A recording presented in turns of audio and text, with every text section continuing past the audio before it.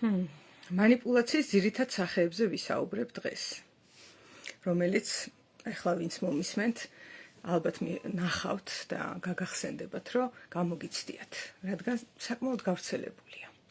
მე თვითონ ბოლო დროს რამდენიმე მანიპულაცია გადამხდა და ისედაც მინდა გითხრათ, რომ მანიპულაციის მიმართ ადრე, პატარა ასაკში ვიყავი ძალიან მოწყვლადი.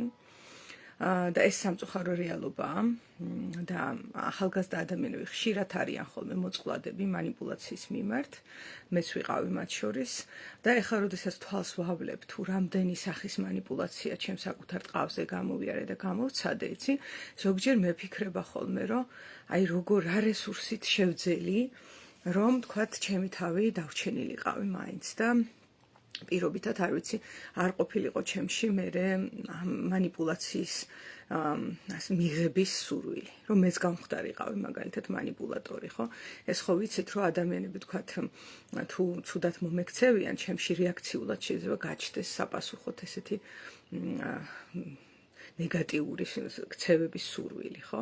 რა თქმა უნდა, სურვილის დონეზე მეც მიგრძვნია ეს და რაღაცნაირად ცენტრი შევინარჩუნე და თქვათ არ გავხდი მეც მანიპულატორი არსით.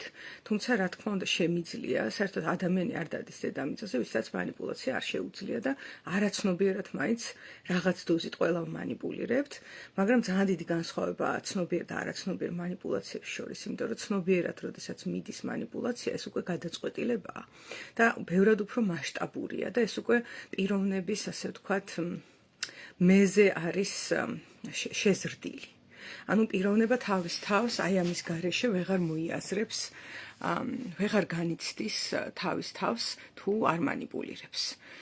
ეს შესაძლებელი აქვს და არის ხოლმე კიდევ რომ ესეთი რწმენის მატარებელია გაუცნობიერებლად ცნობიერი მანიპულატორი, რომ თუ არ იმანიპულირა, ისე არაფერი გამოვა. აი ნახე, მანიპულაციაზე დგას მისი ცხოვრებისეული სტრატეგია ცნობიერად. ესეთიც ხდება.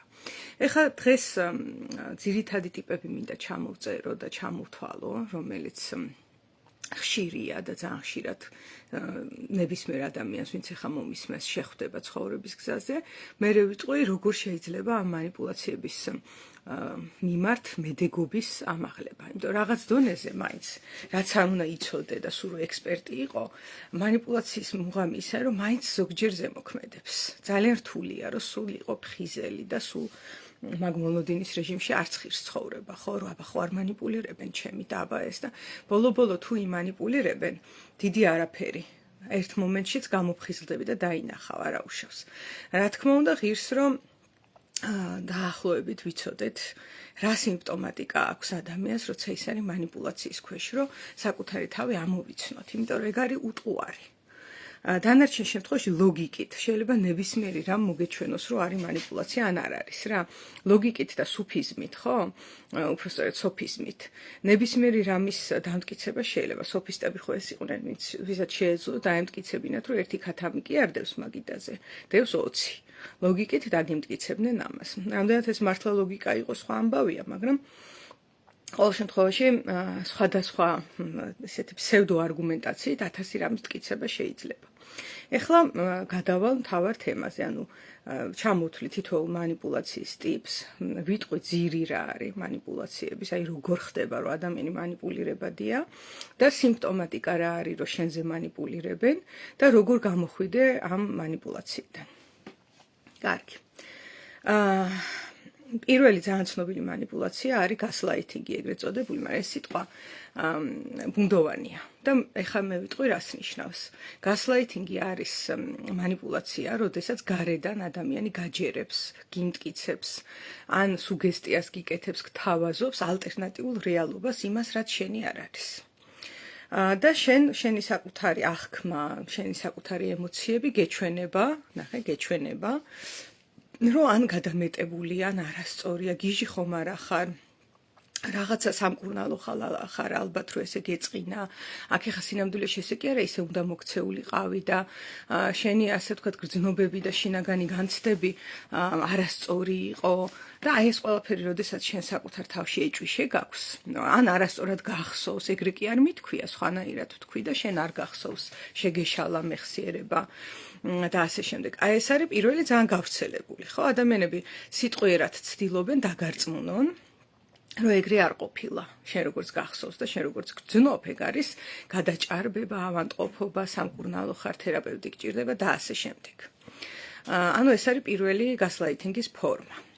მინდა აქვე რა კი ამომიტივტივდა თქვა, რომ სამწუხაროდ რელიგია და ეკლესია ძალიან ხშირად აკეთებს ამას. მოვა ადამიანი იტყვის, რომ არ ვიცი, გულნატკენი ვარ ჩემს მეუღლეზე და იმან ესე და ესე ქნა, მე გავბრაზდი და იმის ნაცვლად, რომ ეს კონფლიქტი იქნას ქცეული პროცესად, რაშიც ადამიანები გაარკვევენ რა ხდება და როგორ გითხრათ, ცხად და წაკითხვად კონტრაქტს შეადგენენ მერე ამ საკითხის ირგვლივ, რამაც ტკივილი გამოიწვია, ამის ნაცვლად არის ეს არ არის ქრისტიანული, შენ არ უნდა გეწყინოს, უნდა აპატიო, ნახე, გარედან შეგონება შემოდის და თუ ადამიანისთვის რწმენა, რომ ქრისტიანობა ძალიან მნიშვნელოვანია, ძვირფასია და არის ხოლმე ძვირფასი, ხო?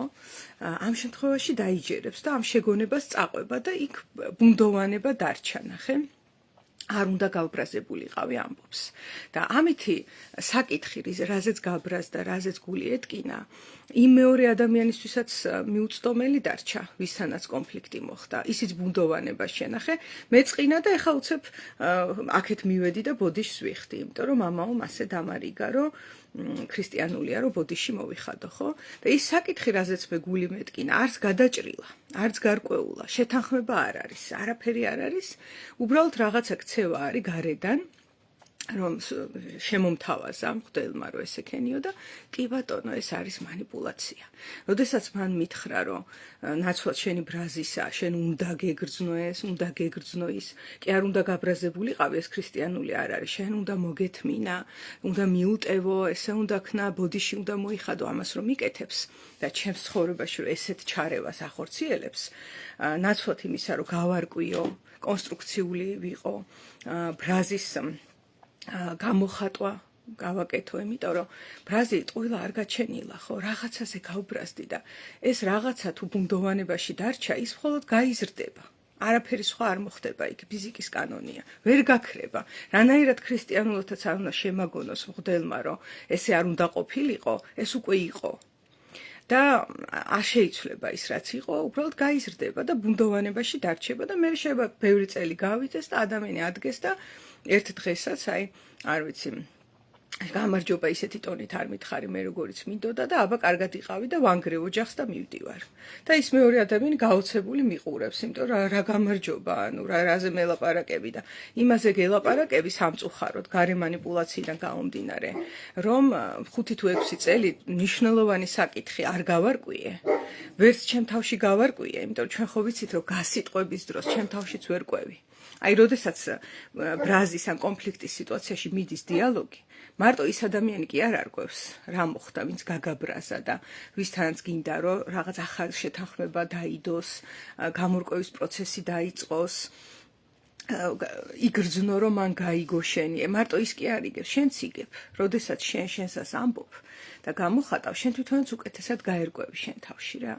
ამიტომაც ძალიან მნიშვნელოვანია ეს ფაზა და ეს ყველაფერი რომ გამოიტოვა და გადახტუნებულ იქნა და ფსევდოპატიებით შეიმოსა და დაერქვა, რომ აი არა უშავს მე ქრისტიანი ვარ და ვაპატიებ, ხო? ეს არის საკუთარი თავის მოტყუება. და манипуляცია ზუსტად აქ ვლინდება, რომ ნაცვლად იმისა, რასაც ვგრძნობ, ის ვიგრძნო და ეს იყოს ჩემი საფუძველი და ეს იყოს როგორც თვითონ სახარებაში ვეწერია კლდე, რომელსაც ეფუძნება მე ჩემი ქცევა თუ ჩემი ცხოვრება, ამის მაგივრად გარედან რაღაცა ქვიშაზე, ქვიშის იმაზე ვაგებ ჩემს ქცევებს და ის დაინგრევა, აუცილებლად დაინგრევა. ეს პირველი რაც გამახსენდა. ეხლა ნახეთ, ბოლო დროს მე თვითონ გადამხდა რამდენიმე манипуляცია. ეს პირველი ტიპი ვთქვი, ხო? გასლაითინგი, ანუ გარედან ადამიანი გეუბნება, რომ ესე კი არა ისე იყო შენს ცხოვრებაში და ესე კი არა ისე უნდა იყოს. და იქიდან გამომდინარე რაღაცა რწმენა გაგაჩნია, რომ არ ვიცი, ავტორიტეტია, შეიძლება ფსიქოლოგიც იყოს ეს, მარტო მღვდელზე არ ვამბობ. შეიძლება ფსიქოლოგმაც გითხრას, რომ უნდა აპატიო, უნდა წახვიდე, უნდა ბოდიში მოუხადო. იცი შენ მართალი არ იყავი, არ ვიცი. 1000 რა ადამიანია რა. ნებისმიერ შემთხვევაში გარედან რაღაცას გეუბნება ადამიანი, ესეა. და შენ საკუთარ რეალობას, შენ რაც დაინახე, იმას დევალვირებს, აუფასურებს, ეჭვს გიჩენს, ხო? რომ ის საერთოდ არ არის ვალიდური, რაც შენ აღიქვი ან იგრძენი. ამ შემთხვევაში გასლაითინგთან გვაქვს საქმე. ეს პირველი. საერთოდ რო ვთქვა უნივერსალური მანიპულაციის, ასე ვთქვათ, ხელსაწყო რა არის? შენი გრძნობებიდან ჩახსნა. იმიტომ რომ ძალიან ადვილია ადამიანის ფიქრებით იმანიპულირო, შეგიძლია ემოციებითაც იმანიპულირო, მაგრამ ძალიან ძნელია რომ სხეულებრივი შეგრძნებებით იმანიპულირო. ეს თითქმის შეუძლებელია. აი მაგალითად, ადამიანი შენთან თავს თუ უხერხულად გრძნობს. თუ ის დაძაბულია კონტაქტში ადამიანი, ესე იგი დაძაბულია. ძალიან ძნელია რომ მანიპულაციის გზით ეს ჩაიხსნას. რა თქმა უნდა, შეიძლება ადამიანმა წინა გამოცდილებით შეიგრძნოს თავი დაძაბულად სხვა ადამიანთან, რომელიც არაფერს შუაში, მაგრამ ეს დაძაბულობა გადაივლის. პირველი კონტაქტის შემდეგ გადაივლის და აქ ამჟამად მოვა, ასე ვთქვათ, ამ ადამიანის ფსიქიკა და აღიქვას, რომ აქ საფრთხე არ მელის. კი, ადრე ვისაც ვეკონტაქტებოდი, იქ საფრთხეს გვგრძნობდი, მაგრამ აქ არ მელის და მოდუნდება. მაგრამ ეს პირველი შთაბეჭდილების მერე, მაგრამ აი ამაში ესე ჩარევა, რომ ნუ ხარ დაძაბული, ხო? აი ამის გაკეთება მანიპულაციით ძალიან ძნელია. შეიძლება ემოციებზე მანიპულირება, აი დანაშაულის გრძნობის გამოწვევა და ეს ყველაფერი, ნახეთ, გრძნობის ჩახსნა, როგორ ხდება. ჩახსნაში რას გულისხმობ? გრძნობა არის, მაგრამ მე არ ვაქცევ ყურადღებას. ანუ ისე იმანიპულირეს ჩემზე, რომ დაძაბულად შევგრძნობ თავს. მაგრამ ჩემ თავს ვეუბნები, რომ არ გრძნობ თავს დაძაბულად. ან საერთოდ ვერაფერს ვერ გრძნობ და რაღაც ლამაზ ფიქრებში ვარ, ლამაზ წარმოსახვებში ვარ. სხვა შორის ეხა პარასკევს ღია საუბრებზე გავაკეთეთ ეგეთი ექსპერიმენტი, რომ ჯერ გრძნობებს დავაკვირდით და მერე საკუთარ რწმენებს და რწმენებზე ლაპარაკმა ისე შეგვიყოლია, რომ ცოტა ხანში ვიკითხე, რომ აბა ვინმე რამეს გრძნობთ სხეულში მეთქი და ვერაო. ანუ ამ შემთხვევაში ფაქტიურად ვაჩვენე თითოეულ მონაწილეს და ჩემ თავსაც მე თვითონ გამოვცადე, როგორ შეიძლება ლამაზმა რწმენებმა, მიმზიდველმა წარმოდგენებმა და ფილოსოფიამ ჩამიხსნას ჩემი საკუთარი შეგრძნებები. და თუ ეს ჩამიხსნა, ეს რწმენები და წარმოდგენები და ფიქრები მანიპულაციის კარგი ხელსაწყოა. ამიტომაც აი გაუგებარი რო არ იყოს, ახლა გეტყვით. ბავშვობაში ვთამაშობდი ეზოში და ბურთით ვთამაშობდით. და რაღაცა ის წარმოიშვა კონკურენცია, რომ არა ჩემია ეს ბურთი, არა ჩემია ეს ბურთიო და რამდენიმე ჩემი თანატოლი მეგობარი მყავდა და ერთი კიდევ უფროსი ბიჭი იყო, რომელიც თან მენათესავება. ხო და ეს ჩემი თანატოლი ბიჭი მეძახდა მესროლე ბურთიო და ნათესავი მეძახდა რომ მე მესროლეო და მე შინაგანად ვგრძნობდი რომ ამისთვის უნდა მესროლა თანატოლისთვის, ამისთვის მინდოდა რომ მესროლა ეს ბურთი და ამ დროს ჩემო ნათესავმა დიდმა ბიჭმა დაიძახა მე ხო შენი ნათესავი ვარ, ნახე? და მე ავდექი და მას ვესროლე ბურთი. და ეს ძალიან კარგად მახსოვს რა მოხდა. და თან აღსანიშნავია, რომ ეს ადამიანი რეალურად მერე გამოირკვა, რომ ნათესაობაზე არ ფიქრობს. ეს არ არის მისთვის მნიშვნელოვანი რწმენა. უბრალოდ მან შემატყო, თან ასაკითაც უფროსი იყო, რომ ჩემთვის მნიშვნელოვანი იყო, რომ ის ნათესავია.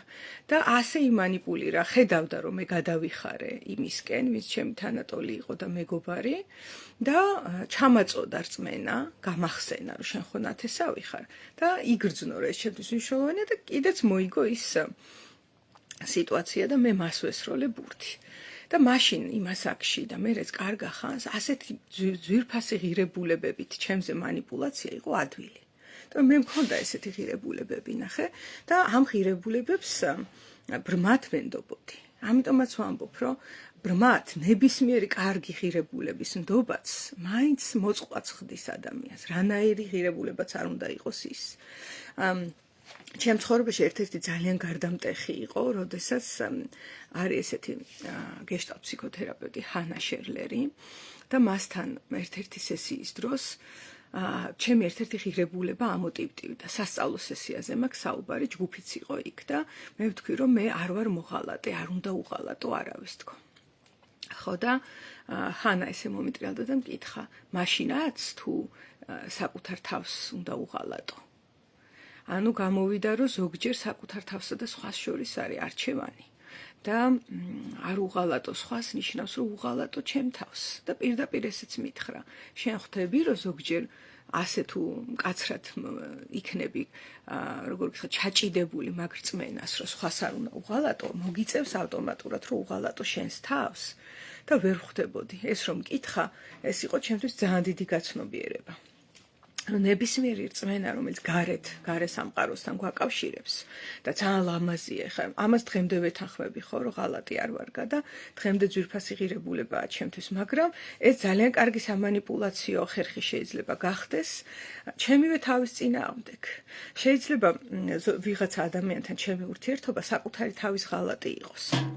და მარტო მაგ რწმენის გამო, რომ იმას არ უნდა უღალატო, იმან იმანიპულიროს და მე, რა ვიცი, ჩემი თავის ღალატში გავატარო ცხოვრება. მთელი ცხოვრებაც კი შეიძლება გავატარო, ხო?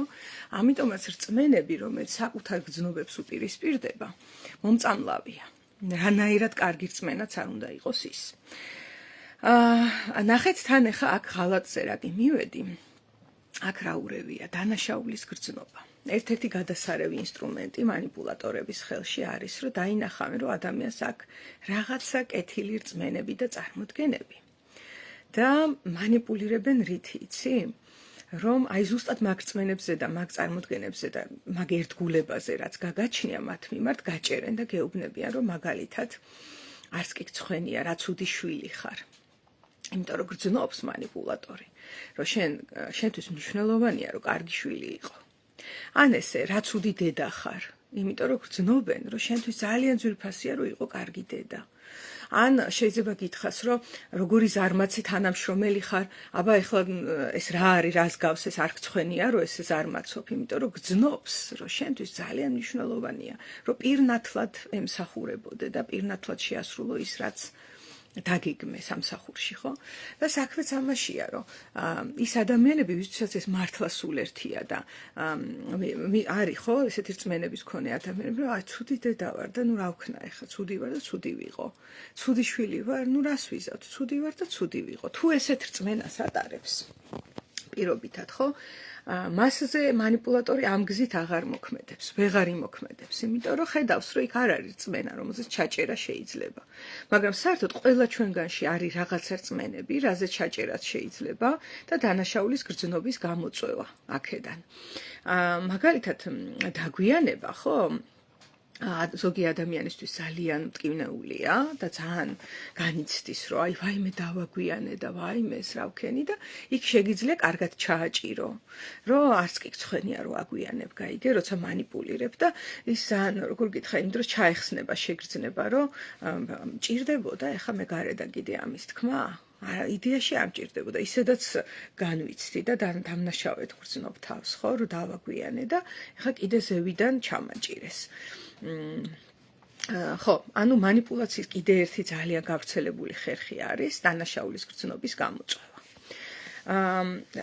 ეხლა ეს შედარებით ადვილად მისახვედრია ორივე რა, იმიტომ რომ ერთი გასლაითინგია და ადამიანი გეუბნება, რომ შენ ესე კი არა ისე უნდა გეგრძნო თავი და ესე კი არა ისე უნდა მოქცეულიყავი და ეს კი არ არის შენი რეალობა, სხვა არის შენი რეალობა და არასწორად ხედავ. აი ამას გეუბნება 100%-ით რა. კი არ გეუბნება, რომ პირობითად აი ახლა რომ შევადარო ის ადამიანი, ვინც არ იქნებოდა манипуляტორი, გეტყოდა, რომ ესე ხედავ, ოკეი, მე არ მესმის შენი ხედვა, ანუ ვერ ვიზიარებ შენ როგორც ხედავ, მაგრამ მესმის რომ შენ ესე ხედავ.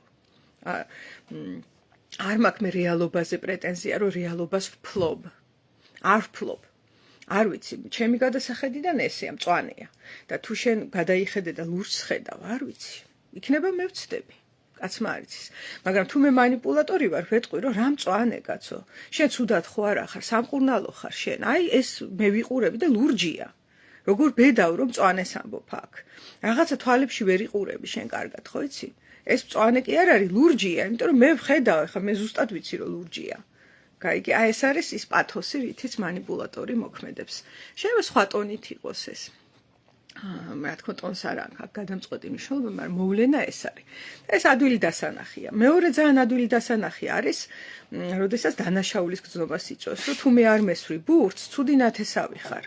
ჩვენ ხო ნათესავები ვართ, სისხლით ნათესავები ვართ, ნახე, აქაც შენს დადებით რწმენაზე გაჭერს.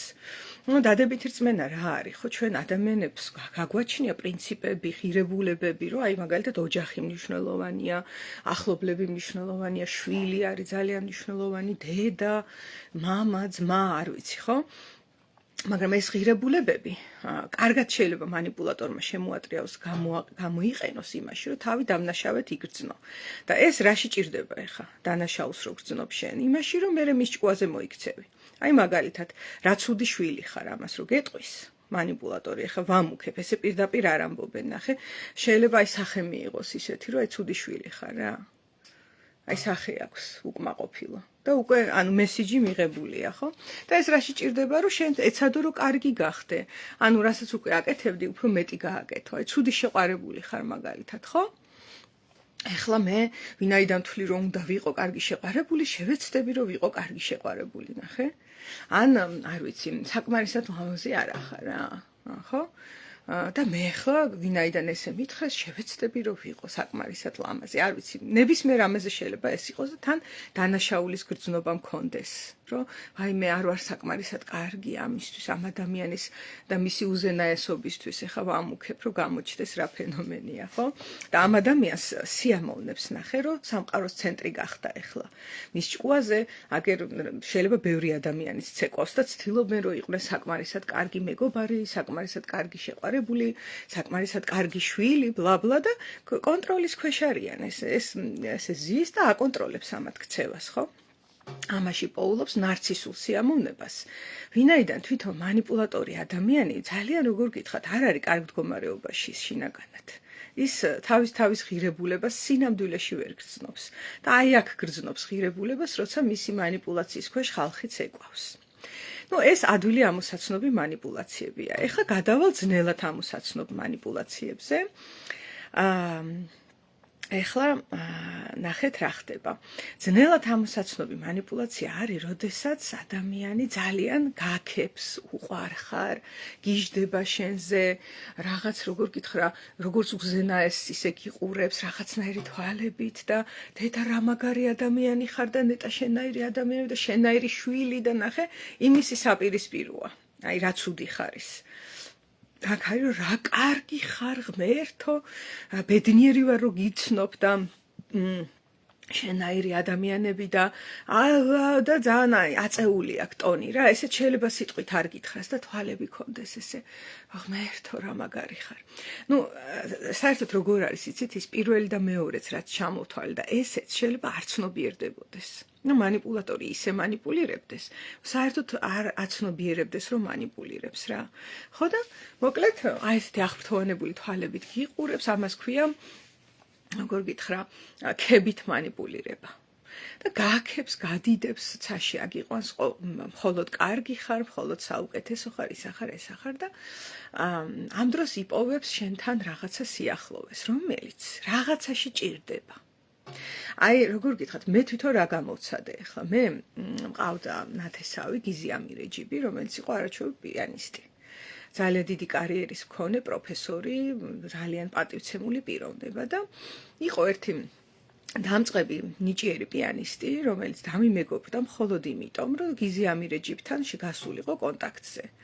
ხო და მე მაშინ ახლა 15 წლის ვიყავი, ალბათ 16-ის და მართლა მეგონა რომ დამიმეგობრდა, იცი და მეც დაუმეგობრდი და საერთოდ ეს მომსვლია ხოლმე, მგონებია ხოლმე რომ ადამიანი დამიმეგობრდა. ეხლა ბოლო დროსაც მომივიდა ეს, რომ აი ესეთი манипуляციის მსხვერპლი გავხდი, როგორ გითხრა, აი ძალიან დედა აღმატებული, აი ესე დადიოდა ისიც ის 16 წლის რო ვიყავი, რომ დედა რა ნიჭიერი ხარ და რა ჭკვიანი ხარ და რა ლამაზი ხარ და ჩემი საუკეთესო მეგობარი ხარ და მოდი შატალოზე ერთად წავიდეთ და ისიც რა მოხდა? როგორც კი გავაცანი გიზი ამირეჯიბი, ერთ კვირაში გაქრა ეს ადამიანი. თვალით არ მინახია თუ დაიჯერებთ. და მერეც რაღაც მომენტში თან თითქოს ვამართლებდი, რომ აი ძალიან ბევრს უკრავს, ეხლა მუსიკა ისეთი თემაა, ხო ხვდები? მართლა ძალიან ბევრს მეცადინებდა და უკრავდა, მაგრამ სანამ გიზი ამირეჯიბს გავაცნობდი, იქამდე პოულობდა დროს და სულ რაღაც მაქებდა და მადიდებდა და მე რო გავხედე, მთელი ცხოვრების მანძილზე ასე ექცეოდა ის ადამიანებს, იცი? გაიცნობდა ვიღაცას, თუ ის სჭირდებოდა, უხეშად ვიტყვი რა, შეეტენებოდა.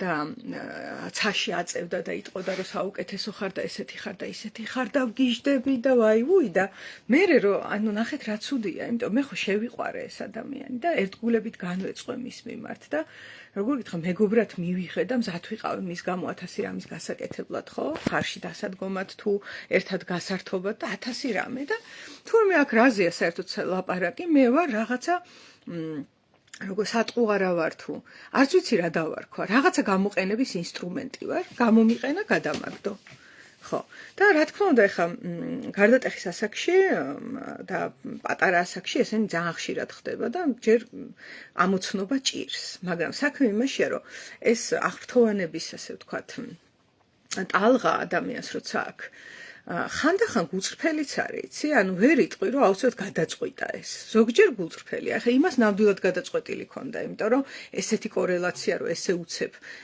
ესე ამოაყირავა ყველაფერი და საერთოდ გაქრა, ეს ვერ იქნებოდა გადაწყვეტილი რო არ ქონოდა და საერთოდ ეს ადამიანები თვლიან ხოლმე манипуляტორები, რომ ეს ოკეია, კაცო, მე მინდოდა გიზი ამირეჯიბის გაცნობა, რა პრობლემაა, შენ გამოგიყენე, გინდა პეტრე იყავი, გინდა პავლე იყავი, რა მოგკალი, რამე ვქენი, აფერი არ მიქნია. გამაცანი გიზი ამირეჯიბი, პრაშაი დასვიდანია, კარგად იყავით. ხო, რუსული სიტყვები უხდება, ჩემი აზრით, იმიტომ რომ ესეც საშინლად манипуляტორი ქვეყანა არის რუსეთი. ხო, ეხლა ახალ ბოლო დროს ამ манипуляციას რა მოყვება, ეხლა ესეც რო გითხრათ.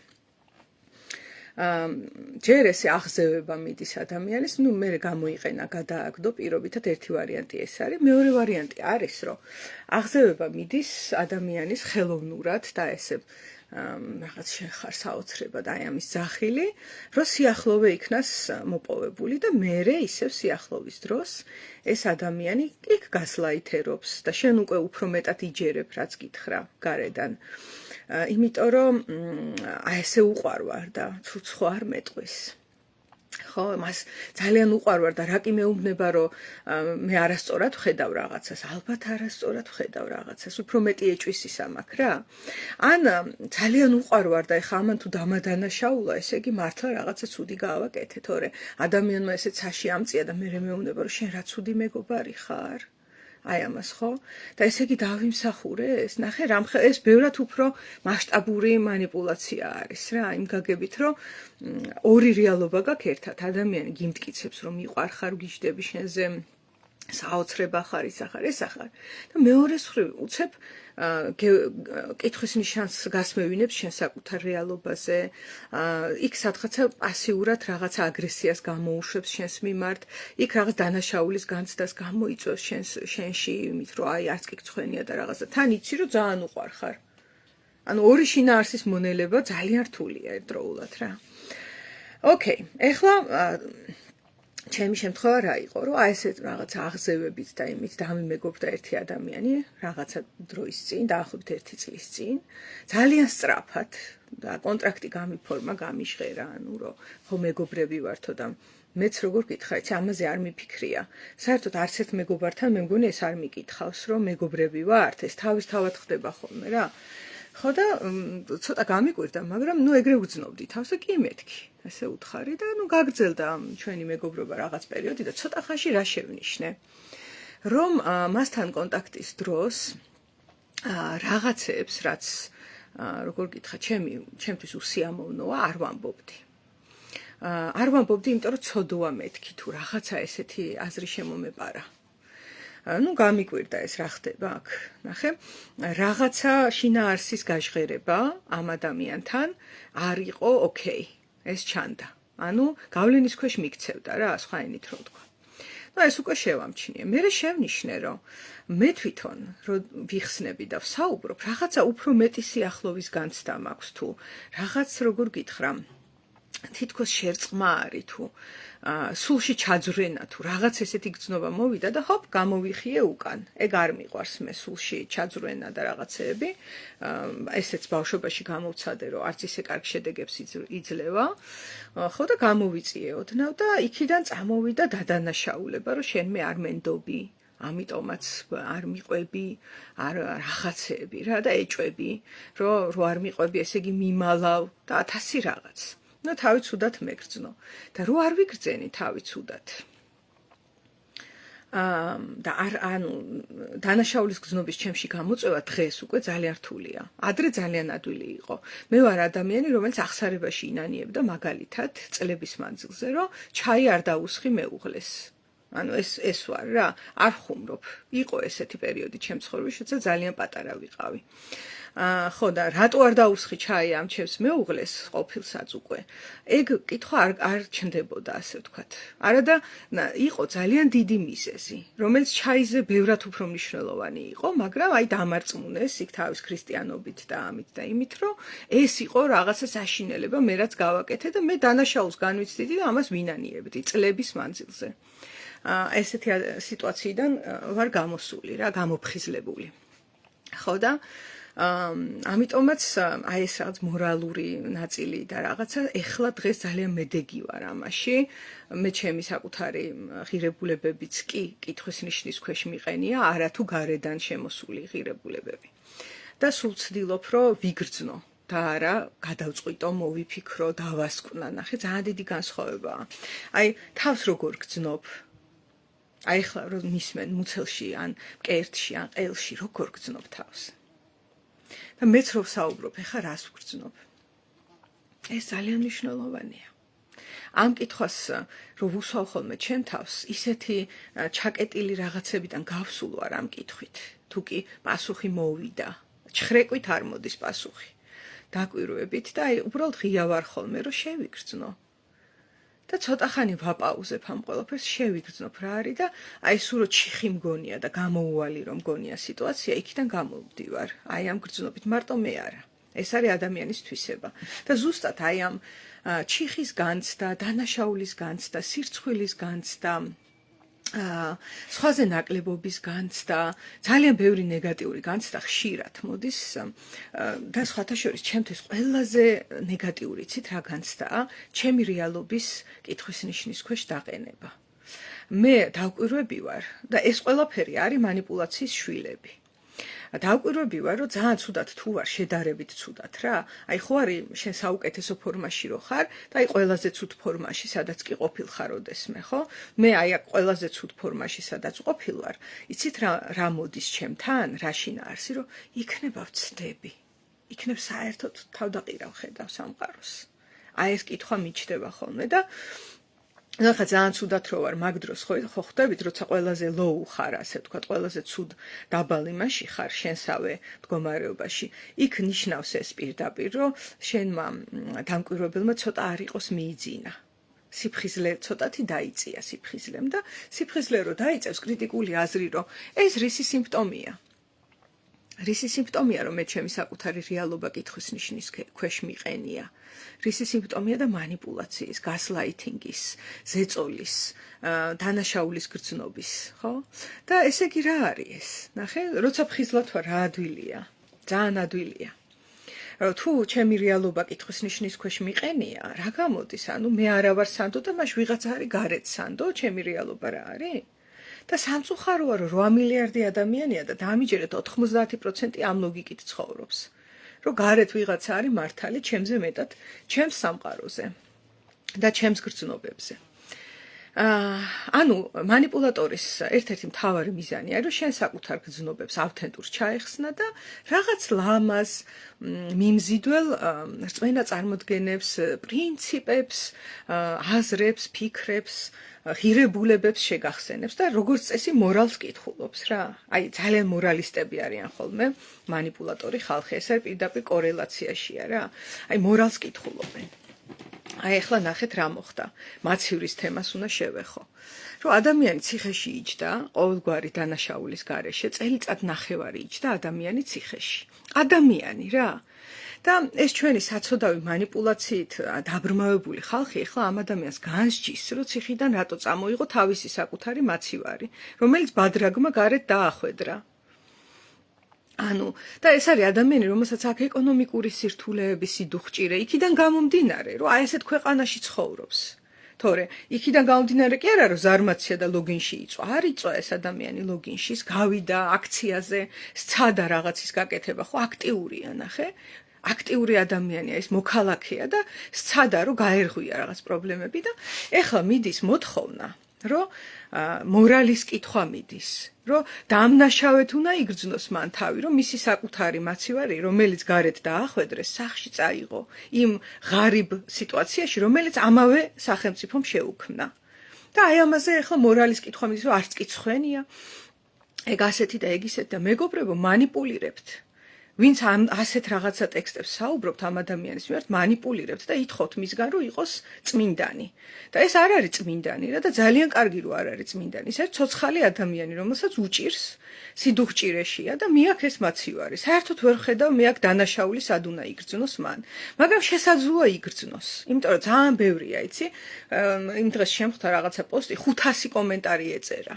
რომ ეს რა გააკეთა, არც კი ცხენია, საფლავში ტრიალებს ჩვენი წინაპრები და თავის ძმებს როგორ არ დაუტოვა მაცივარი და ეგ ასეთი და ეგ ისეთი და ისა რა ქვია პატარა სულის ადამიანი ყოფილა და გინებები, ლანძღვები და მაგათი გადარჩენილი საქართველო არ გაიშვას. არა ბიჭო, აი ზუსტად პოლიტიკოსები ამით манипуლირებენ, მაგრამ манипуლაციას ხო ამოცნობა ჭირდება. პოლიტიკოსი манипуლირებს, რომ შენ რაღაცა იდეალებზე გაფიქროს, როგორიც არის სამშობლო, რაღაც ტრადიციები, რწმენა და ესეთ რაღაცებს გელაპარაკება, რომ შენ დაგავიწყდეს, რომ ფეხსაცმელი გაქვს გახრეტილი. ანუ გრძნობას ახარისებს აცდენილი და რაღაცა ფიქრებსა და მეებში დაყავხარ თავისი რიტორიკით რა ლაპარაკობენ ხოლმე ძალიან ისე, აი როგორ გითხრათ, პოლიტიკოსები ლაპარაკობენ და შინაარსს ვერ გაიგებ. არ გამოდის შინაარსი, მაგრამ თავარი მიზანი არის, რომ უსმინო პური და სანახაობა ნახე, სანახაობა, აჰა, აი მაცივარი წაიღო ტიპმა, წამოიღო, იქ რაღაც როგორ გითხრა, ესენი შარლატანები არიან, რაღაცა ფიქრებს, როგორ გითხრა, ევროპიდან ეს ჰომოსექსუალიზმი შემოვა და გადაედება ქართულ საწყალ ხალხს, რომლებიც აბსოლუტურად ისეთი მოწყვლადი თოჯინები არიან, მათ არ გააჩნიათ რეზისტენცია არანაირი და ნუ აი ევროპა როგორც კი ესე იგი შემოგვტენის რაღაც ჩვენც მივიღებთ, გაიგე? და ეს რო არ მოხდეს, ამიტომ ბლაბლა და ამ დროს შარვალი მაქვს გახეული, ტანსაცმელი მაქვს გახეული, გადასახადს ვერ ვიხდი, ბანკმა ბინა გამიყიდა მივხვდი, მაგრამ ამებზე არ უნდა ვიფიქრო. ეს არის მთელი манипуლაცია, ხო? ეხლა არ იფიქროთ, რომ მე პოლიტიკაში გადავიჭერი, არანაირად. წმინდად ფსიქოლოგიიდან გელაპარაკებით რა.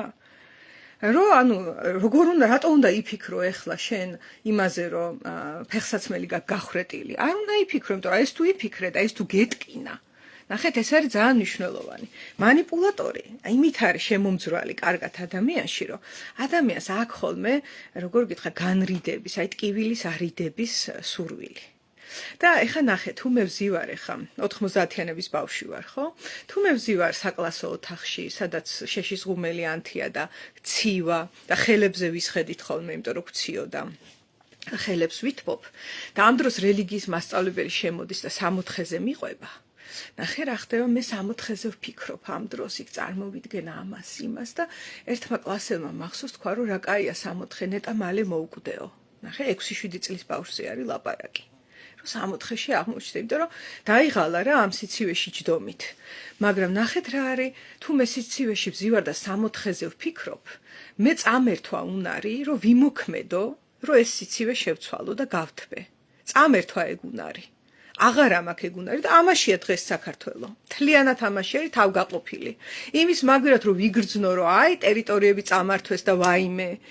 აი როგორ გითხრა იტაცებენ ხალხს იქიდან გორიდან გამუდმებით გორის მიმდებარე იმიდან.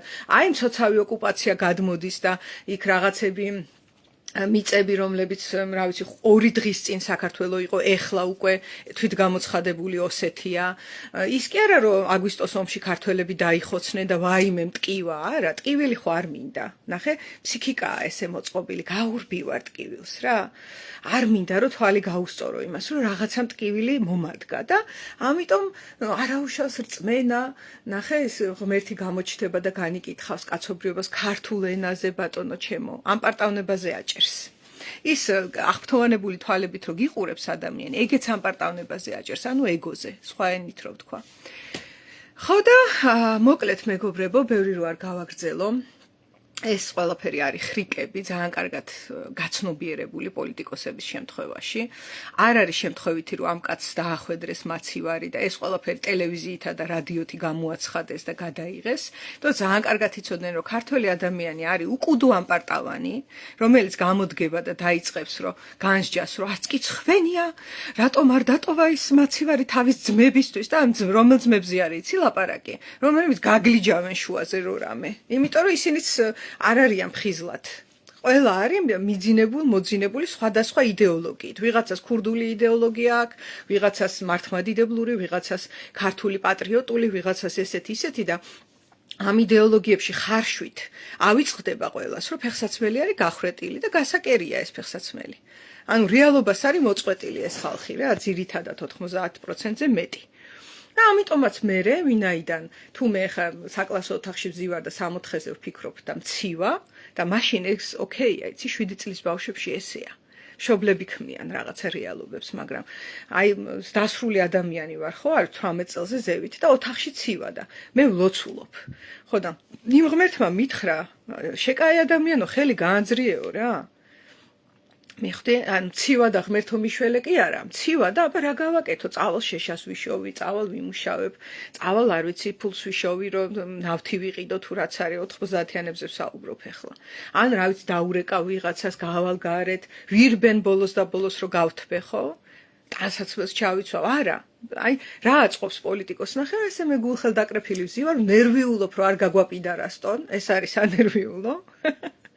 და ეხლა ბანკში ბინა მაქვს ჩადებული თუ როგორ გითხრა ესეთი რაღაცები ეს მდაბიო პრობლემებია ნახე მდაბიო პრობლემებია მე უნდა რაღაც მაღალ მატერიებზე ვიფიქრო და ჩემი თავი აპარტავნულად მეგონოს რომ ვარ ისა კავკასიის ტიბეტი ან ახალი იერუსალიმი საქართველოშია და აი ამ ამპარტავნებაში სანამ ვიხარშები ხო ვინ ადგურებ თავს ფაქტიურად და ვინ ითფობს ამაზე ხელს ვინც ეს ყველაფერი დაგეგმა ხო წეღა რომ მოვყევი გიზი ამირეჯიბის გაცნობა რომ უნდა ადამიანს გაიცნო ხო არ გაიცნო ისეთი სტრატეგიით რომელიც ჩემთვის მისაღებია მაგრამ მისთვის მისაღებია გაიცნო ეს ადამიანი და რაც გიზი ამირეჯიბისგან ჭირდებოდა ისიც მაქსიმუმი ამოიღო და მე იმასაც ზუსტად ისე უთხრა პრაშჩაი დასვიდანია როგორც მე და გადავიდა უფრო ისეთ ფიგურაზე, რომელიც კიდევ უფრო, როგორ გითხრა, სჭირდებოდა იქ და იმჟამო და ესე გააგრძელა რა, დღესაც ესე ცხოვრობს. ვინც საჭიროა, იმას უღიმის. ეს ძალიან ხშირია, ხო? ეხლა თუ ადამიანი უცებ გამოერკვა ამ манипуляციიდან. აი ხო შეიძლება გამოერკვეს. ნახეთ მე წეღან სიმპტომები აღწერე. ერთი ის რომ ძალიან სიახლოვე რო ვიგრძენი გამიკვირდა რომ რა ხდება, სულში ჩაძრომის განცდა. მერე დადანაშაულება რომ თუ სულში არ ჩავიძრენ, ესე იგი ცუდი მეგობარი ვარ. ესეც რო ვიგძენი არ მესიამოვნა, მერე მქონდა სიტუაცია, სადაც ძალიან გულწრფელად თქვი ჩემი სათქმელი უკვე. მანამდე მინდა გითხრათ რომ სია ჩამოვწერე, იმიტომ რომ რაღაც ხდებოდა ამ ადამიანთან კონტაქტში, რომ მე ჩემს სათქმელს განა არ ვამბობდი, მავიწყდებოდა ჩემი სათქმელი. ნუ ადამიანებს აქვთ სხვადასხვა უნარები, ცნობიერად თუ არაცნობიერად, იცი? რაღაცას მითიშავდა, რაღაცა ადგილს მიჰიპნოზებდა ეს ადამიანი კონტაქტში და მეც აშკარად ვეთანხმებოდი ამას რა, რესურსი არ მყოფნიდა, რომ სიფხიზლე შემენარჩუნებინა და ამის გამო ეს რომ შევამჩნიე, ცალკე რომ დავრჩი ჩემ თავთან და ამითიც არის ძალიან მნიშვნელოვანი საკუთარ თავთან მარტო ყოფნა. მე ამაზე ხო ჩავწერე ვიდეო, რომ მარტო ყოფნა ჯანმრთელობის საწინდარია, გარკვეულწილად. ამითიც ძალიან მნიშვნელოვანია, რომ მარტო რო ხარ, შენ თავში შეგიძლია დააკვირდე რა ხდება და აღარ იყო რაიმე გავლენით მოქმედი, რეაქტიული კი აღარ, არამედ შენ თავთან. და აი მან ჩამოვწერე სია, რომ აღარ დამიწყებოდა და როდესაც ვნახე, პირდაპირ ესე ამოვიღე სია და იქიდან ველაპარაკე. იმიტომ რომ ვიცოდი, რომ ისევ გავითიშებოდი. ნახე, შევნიშნე ეს და საქმე იმაში კი არ არის, რომ მე ვიწვალო, რომ არ გავითიშო, არა. საქმე იმაში, რომ მე ვაღიარო, რომ ვითიშები. აი მაგას რომ ვაღიარებ, მე მიჭირავს ხელში უკვე ჩემი საკუთარი საჭე, ჩემი თავის. ასევე აზრი იმაში კი აღარ არის ახლა საქართველოში რომ ჩვენ მთავრობის манипуляციის ქვეშ ვერ მოვექცეთ, არ უნდა მოვექცეთ და უნდა გამოვფხიზლდეთ და აჰაჰა, ეს არა. მნიშვნელოვანია რომ დავინახოთ რომ ვექცევით ამ манипуляციის ქვეშ. აი ამას რომ აღიარებ, მე ადამიანი კრეატიული არსებაა. უამრავ მეთოდს მოიფიქრებ რა გააკეთო. მნიშვნელოვანი ზუსტად ეს არის, თორემ манипуляციის ქვეშ არ მოექცე, ეგ არის ზღაპარი. ჩვენ ყველას გვაქვს ჩვენი სუსტი წერტილები რა, რაშიც манипуляცია შემოაღწევს. ეხლა ეს მაცივრის ისა გავიარე საკითხი, ხო? ეხლა აქ ნახეთ რაშია საქმე, რა მოხდა, როდესაც გავედი манипуляციიდან. ფაქტიურად ის რომ ის სია ჩამოვწერე და ვესაუბრე და უთხარი ჩემი ყველა შეგრძნება, ყველა დისკომფორტი და ყველაფერი გავაჟღერე უკვე ხმამაღლა, მეც უკეთ გავერკვიე ჩემ რეალობაში, როცა ეს გავაკეთე და იქიდან რა წამოვიდა, ნახე? პირველი რაც წამოვიდა იყო იგნორირება ჩემი გაჩუმება. ნახე, ეს კიდე მეორე ის არის. რომ ჯერ ძალიან მიყვარხარ და ცხელდურს გასხავ და გიждები შენზე და გულში გიკრავ და სულში გიძვრენ და არ ვიცი, ნუ აი გაგრძნობინებ რომ შენ ხარ ღმერთი და მერე გავდივარ და ხმას არ გცემ. ნახე, რას გიკეთებ. ხმას არ გცემ და ეს ხმის არ გაცემა არ არის უბრალოდ გაჩუმება, ეს არის დასჯა. ნახე სიჩუმის ჩამოწოლა. თან როგორ სიტუაციაში ჩამომიწვინა, იცი სიჩუმე, რომ წინა დღეს მომწერა რომ დამირეკეო, მე უთხარი ძალიან დაღლილი ვარ, მეთქი 8 სესია ჩავატარე, ეხა არ მაქვს თავი, ხვალ დაგირეკავ თქო. და მეორე დღეს რო გათენდა, მივწერე რომ პოლიცია იყო ჩემთან მეთქი და რო წავლენ მერე დაგირეკავ თქო და კარგიო თუ რაღაც, თუ არ დამირეკოო თუ რაღაც და მაგის მერე 2 კვირა არ მოუწერია ადამიანს. ეხა მე რა მაინტერესებს, იცი, აი თქვენ რო გითხრათ რომ პოლიცია არის ჩემთან. კითხვა მაინც არ გაგიჩნდებათ, რომ რა ხდება, ხომ მშვიდობაა. და 2 კვირა ადამიანს კითხვა არ გაუჩნდა, ხომ მშვიდობა მქონდა, რომ პოლიცია იყო ჩემთან. კი მშვიდობა იყო, რაღაც ხდებოდა მეზობელთან და ამის გამო გამოვიძახე. ანუ მე არ მეხებოდა მეზობლის იყო, მაგრამ ამას თუ მე არ ვიტყვი, შენ ხო არ იცი. და ნახეთ რამხელა დასჯა არის. რომ გავჩუმდი მე და არაფერსაც არ გეტყვი, იმიტომ რომ ჩემი კონტროლიდან გადიხარ. აი, კონტროლიდან გასვლა არ არის სასიამოვნო, ხო? манипуляტორისთვის. არ ვიცი ხა რამდენად აცნობიერებდა ამ манипуляციებს, არ ვიცი. მე ძალიან манипуляციის ქვეშ ვიგრძენი თავი. და ბოლო აკორდი, როდესაც უკვე დაინახა, რომ ამ სიჩუმეზეც არ მაქვს რეაქცია, იმიტომ რომ როგორ არა მაქვს მეწყინა და ასე შემდეგ, მაგრამ რა რეაქციაც იყო დაგეგმილი, ის რეაქცია არ მაქვს. ანუ მაგას ხო უკვე ამასობაში გავაცნობიერე, რომ გაგანია манипуляციის ქვეშ ვარ და საერთოდ საგნად ვარ დანახული. მე ცოცხალი ვარ თუ არა, მკვდარი ვარ თუ არა, ეს სულ ერთია. მე ვარ საგანი ამ ადამიანისთვის და ეხა არ ჩამოვთვლი კონკრეტულად რა საჭიროებებს უკმაყოფილებდი, მაგრამ უკმაყოფილებდი ძალიან ესეთ ეგოცენტრულ საჭიროებებს, რომელიც ჩემთან მეგობრობასთან არაფერ კავშირში არ ყოფილა საერთოდ. ანუ ეს იყო გაცვლა, სადაც მას მიჰქონდა რაღაცა ჩემგან და მორჩა. манипуляტორებს საერთოდ გაცემის პრობლემა აქვთ. მათ სიამოვნებთ მიღება მხოლოდ. და წამოვიდა ახლა უკვე დისკრედიტაციის ცდელობა. ანუ ჩემი დისკრედიტაციის როგორც პიროვნების. ეს არის ბოლო ფაზა. როდესაც манипуляციის იმიდან გამოდიხარ, გავლენიდან, ხო, თუ ადამიანმა დაგინახა უკვე რომ გამოხვედი, მერე დაიწყება რომ ეს ცუდია, ეს ბოროტია, ეს ნარცისია, ეს ის არის, რა ქვია, შეიძლება ეგეც ითქვას რომ манипуляტორია აქეთ, ხო? ეს ის არის, რა ქვია, გაუწონასწორე სამკურნალოა, ესეთია, ისეთია. ამიტომაც მე საერთოდ როცა ადამიანზე ესეთი ტერმინებით მელაპარაკებიან, ძალიან მაღიზიანებს. მქონია შემთხვევა, რომ მოსულა ადამიანი და დაუწყია, რომ ეგ სამკურნალო ამანტყოფია, ის არის და მე მეუბნები, ერთი წუთი გაჩერდი. როგორ ბედავ, რომ სხვა ადამიანზე ესე ლაპარაკობ ჩემთან. არ მინდა მე ამის მოსმენა, იცი? და თუ შენ სხვის თვალში ბეწვს ხედავ, ისევ ქრისტიანობიდან რო ამოვიდეთ, მოდი საკუთარში დაინახე ჯერ დირე. ეს ისევ მაცივრის თემას რომ მივადგა. მაცივარი წაიღო და შენ რა გააკეთე? შენ რა გააკეთე იმისთვის, რომ საქართველო უკეთესი ყოფილიყო. ამ ადამიანმა წელიწად ნახევარი ციხეში გაატარა ამისთვის და შენ ეხლა რო დგახარ და რო განიკითხავ თუ განსჯი ესეც ფსევდოქრისტიანები რო ვართ, აქედანაც ხო ჩანს. ამ მასობრივი იმიდან, რა ქვია, თუ კი ქრისტიანობა ის არის, რომ არ უნდა განიკითხო და არ უნდა განსაჯო მღვდლები, რომლებიც პედოფილები არიან, ამ კაცმა რომ მაცივარი წაიღო, რატომ მიდის იმით გადავლა ტანკით? ხო, ძალიან საკითხავია ეს ორმაგი სტანდარტი. ხო და რეპუტაციაზე დარტყმა არის მოკლედ ბოლო ხელსაწყო, რასაც ესეთი ადამიანები გამოიყენებენ. მომიგზავნა კიდეც რამდენიმე ადამიანი, რომელმაც პირადში რაღაცები მწერეს, რომ მე ესეთი ვარ, ასეთი ვარ. მე მხოლოდ გავიცინე და დავბლოკე ეს ხალხი, იმიტომ რომ, ძალიან ნათელი პატერნია, რაზე მიდის აქ, საერთოდ რა ხდება და როგორ ხდება და манипулаტორთან შეხება კიდე მქონდა, ფაქტია, ესე გამოვიდა და ძალიან ტკივნეულია, იცით, მე ადრე რო გითხარით, რომ ძალიან ბევრი манипуляცია იყო ჩემ ცხოვრებაში, თქო, რაღაცნაირად გაყუჩებული ვიყავი შინაგანად, გრძნობები ჩახსნილი მქონდა, იცი?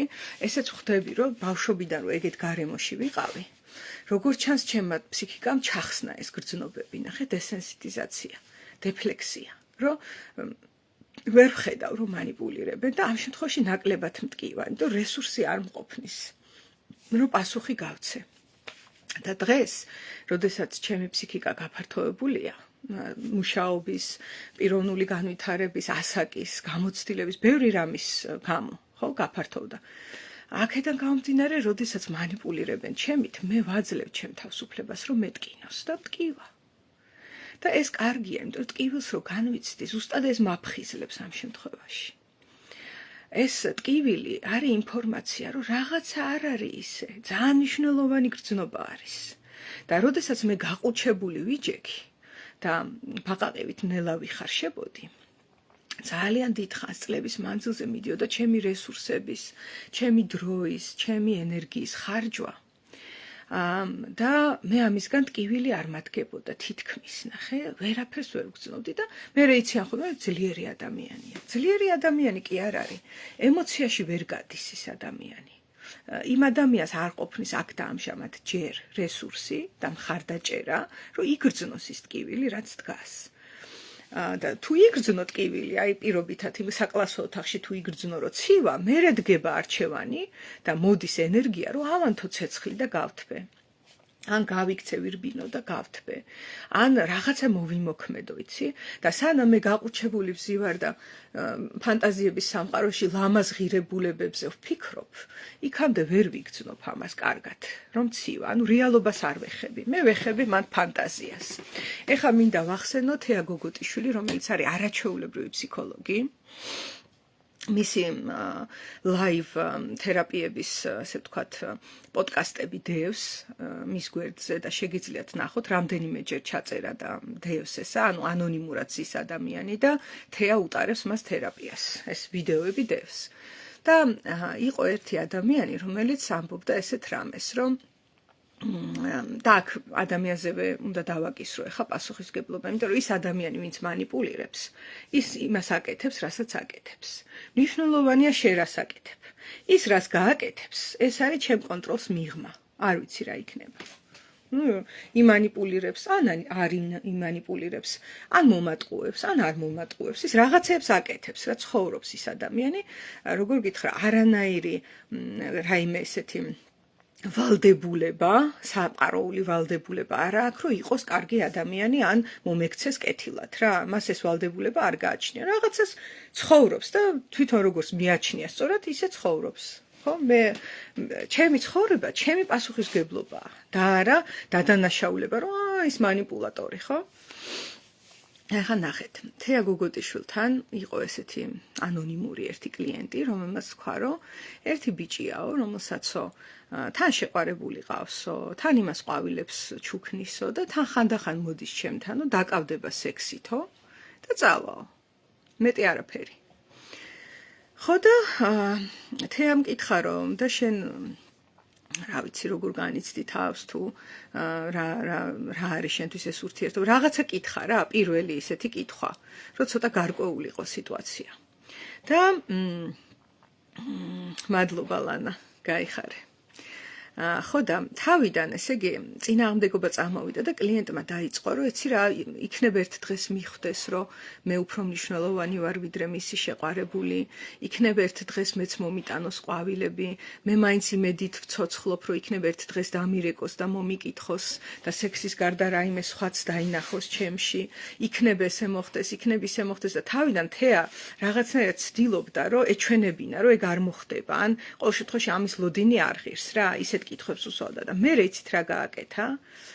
ეს კლიენტი ასე ლაპარაკობდა და თეა ეუბნებოდა, იქნებ დაგირეკოს, იქნებ მოვიდეს, იქნებ შეგამჩნიოს, იქნებ მოგიტანოს ყვავილები, ნახე დაუმატა.